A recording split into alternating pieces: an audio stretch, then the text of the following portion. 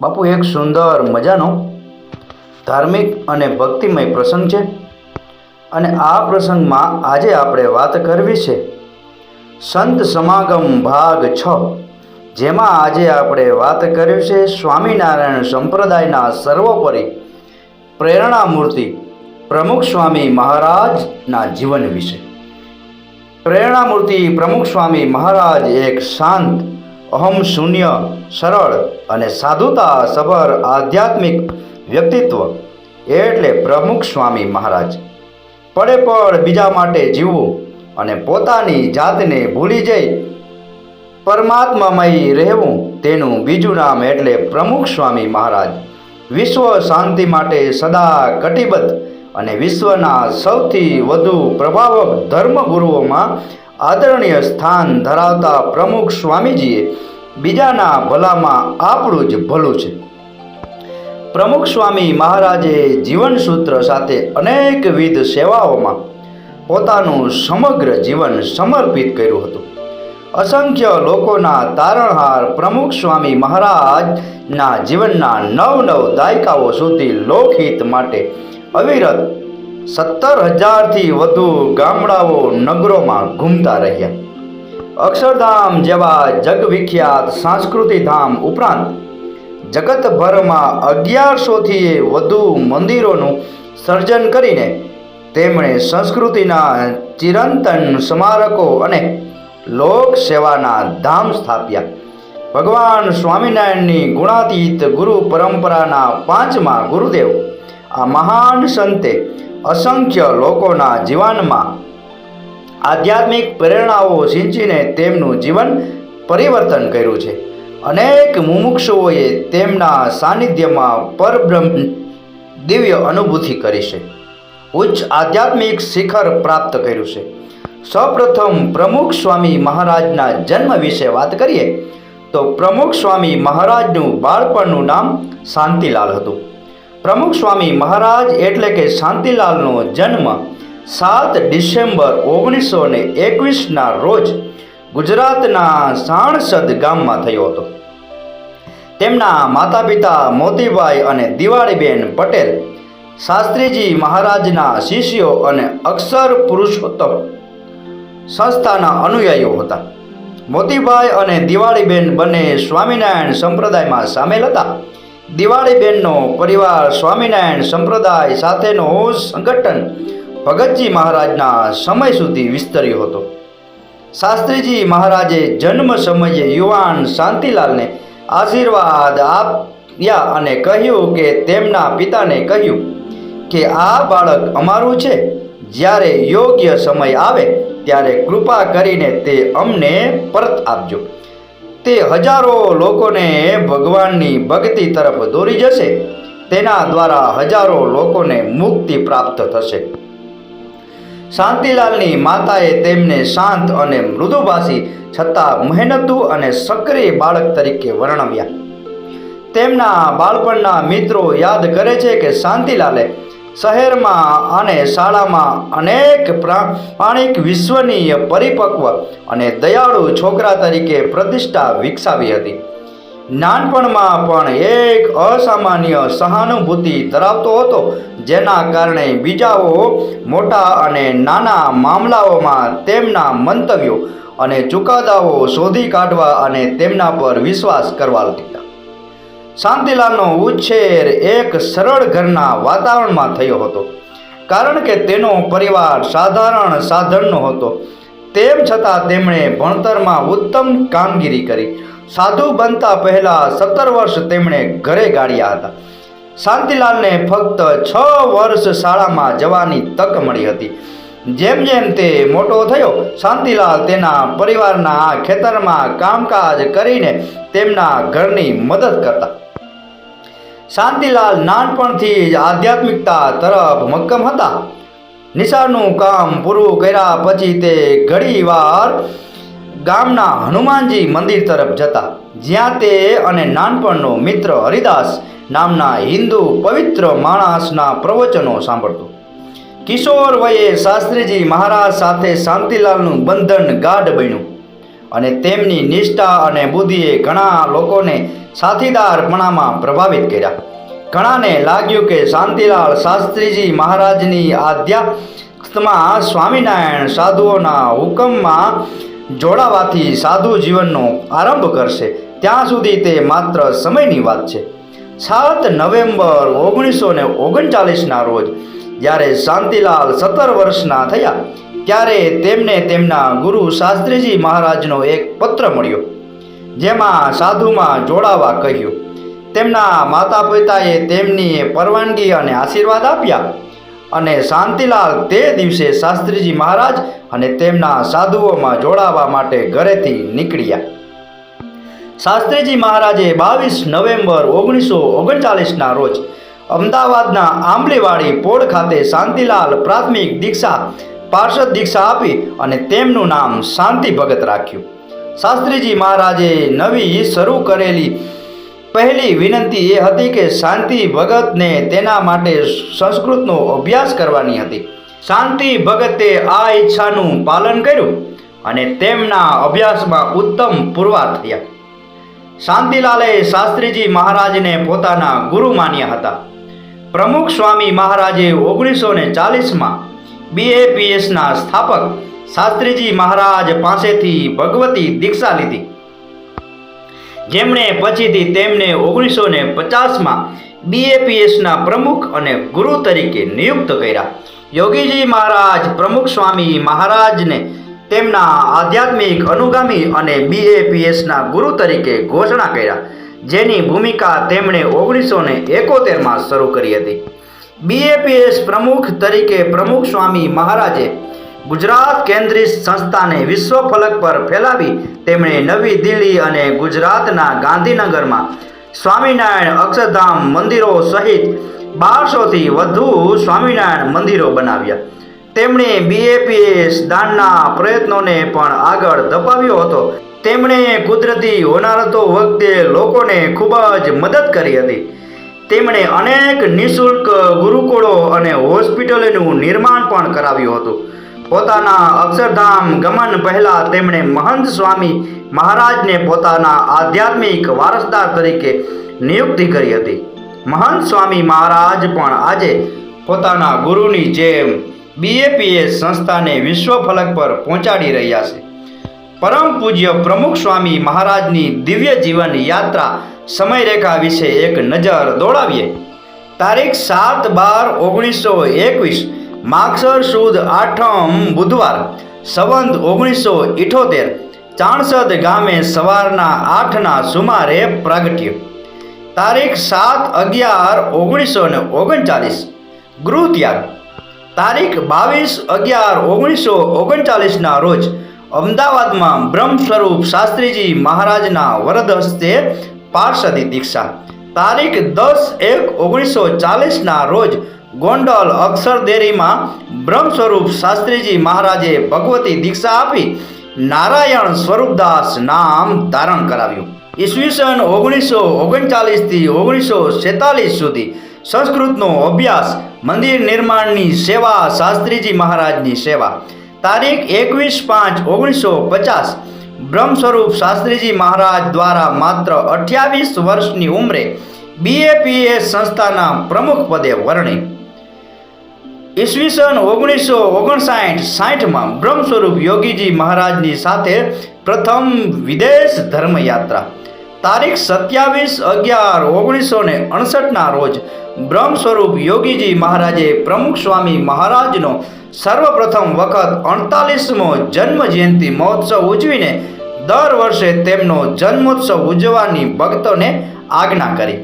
તારીખ 23 જાન્યુઆરી પોષ વદ 11 વિક્રમ સંવંત 2027ના રોજ યોગીજી મહારાજ અંતર્ધ્યાન થયા. તેમના અનુગામી તરીકે સ્વામીશ્રી લાખો ભક્તોના ગુરુપદે બિરાજ્યા. તારીખ 3/6/1971ના રોજ સાંકરીમાં સ્વામીશ્રીના સ્વહસ્તે પ્રથમ શિખરબદ્ધ મંદિરની મૂર્તિ પ્રતિષ્ઠા થઈ. ત્યારબાદના 4.5 દાયકામાં તેમણે દેશ વિદેશમાં સેવાના ધામસમા કુલ 1100થી વધારે મંદિરો રચીને પ્રાણ પ્રતિષ્ઠા કરી. 1974માં ગુરુપદે બિરાજ્યા પછી તેમણે અમેરિકા ખંડની પ્રથમ ધર્મયાત્રા કરી.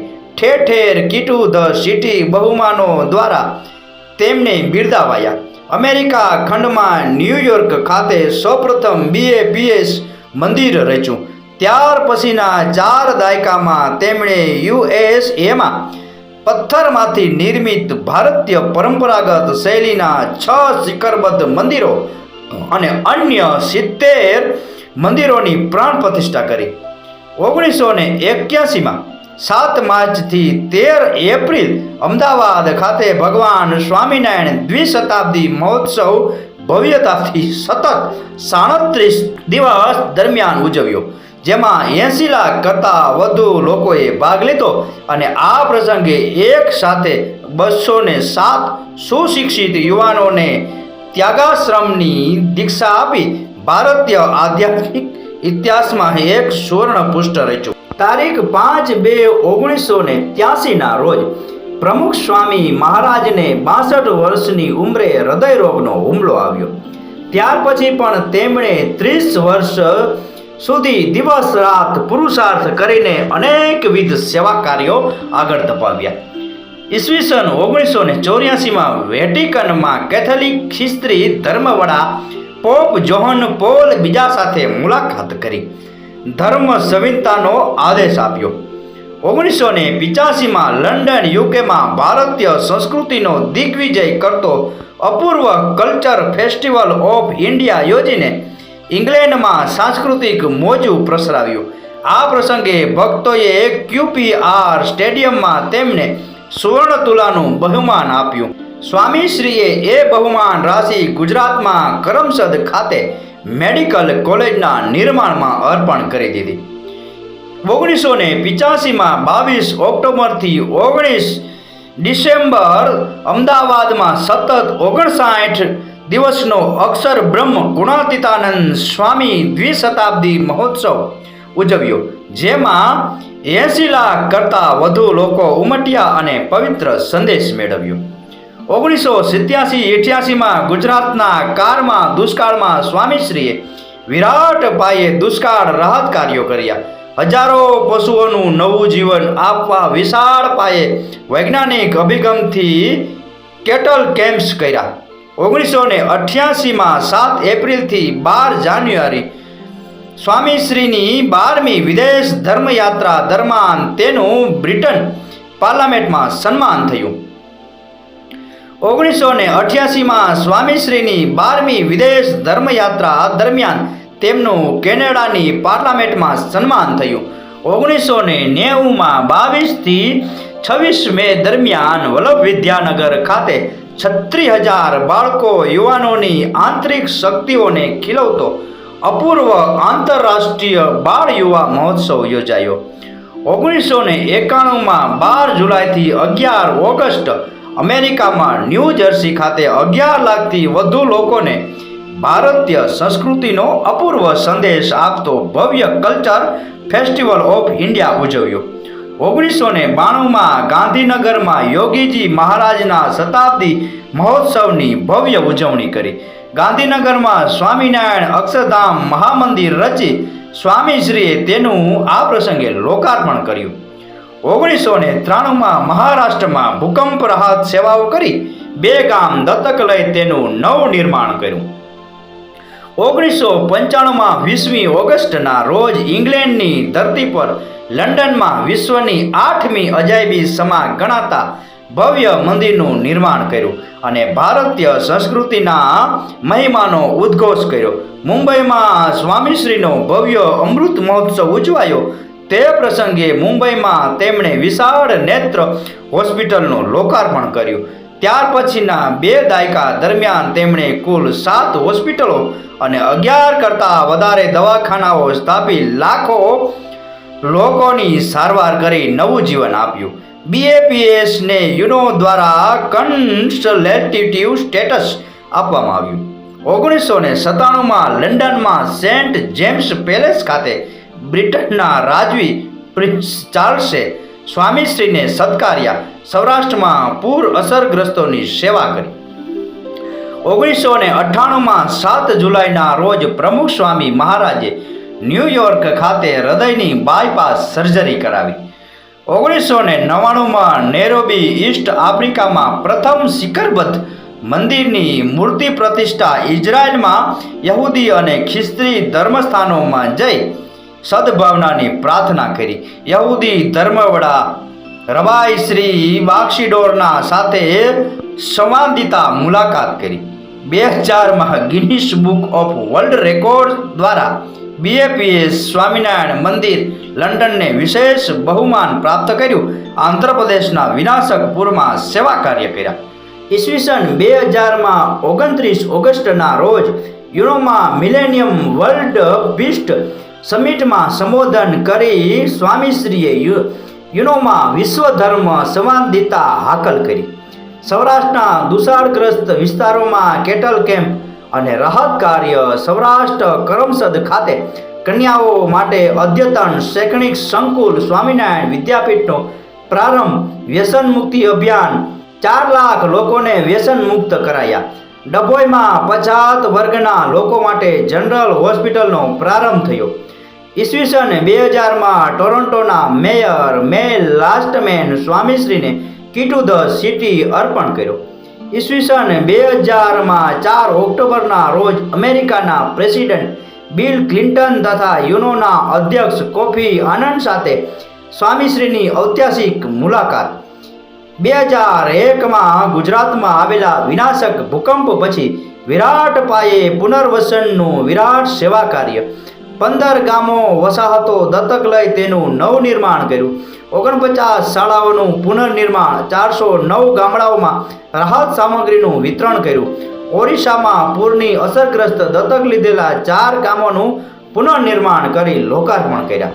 2001માં ગિનિસ બુક ઓફ વર્લ્ડ રેકોર્ડમાં વિશ્વની સૌથી વધુ પ્રતિભાશાળી 20 વ્યક્તિઓમાં પરમ પૂજ્ય પ્રમુખ સ્વામી મહારાજનું સન્માન થયું. 2004માં 8 ફેબ્રુઆરીના રોજ ડૉક્ટર અબ્દુલ કલામની ઉપસ્થિતિમાં ગાંધીનગર ખાતે BAPS બાળ પ્રવૃત્તિના સુવર્ણ મહોત્સવની ઉજવણી અને અમેરિકાની સરકાર દ્વારા પ્રમુખ સ્વામી મહારાજને લાઈફ ટાઈમ અચીવમેન્ટ એવોર્ડ આપવામાં આવ્યો.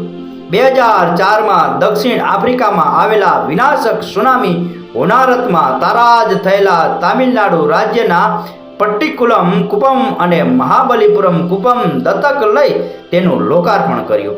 ચેન્નઈમાં 2 તમિલ ગામો કૃષ્ણ કારણી અને વિલુનુરમાં નૂતન મંદિરના ઉદ્ઘાટન કર્યા. 2005માં 6 નવેમ્બરના રોજ માત્ર 5 વર્ષમાં દિલ્હીમાં સ્વામિનારાયણ અક્ષરધામનું નિર્માણ પૂર્ણ કરી સ્વામીશ્રીએ રાષ્ટ્રપતિ શ્રી અબ્દુલ કલામ, વડાપ્રધાન શ્રી મનમોહન સિંહ અને અન્ય પ્રતિષ્ઠિત મહાનુભાવોની ઉપસ્થિતિમાં તેનું લોકાર્પણ કર્યું. આંદામાન, તામિલનાડુ અને પોંડિચેરીમાં આવેલા વિનાશક સુનામી દ્વારા અસરગ્રસ્ત 51 ગામડાઓમાં રાહત કાર્ય કર્યા. ભારતીય સંસ્કૃતિના વિવિધ પાસાઓને જગતને દર્શન કરાવતી મિસ્ટિક ઇન્ડિયા IMAX ફિલ્મ્સ રચી.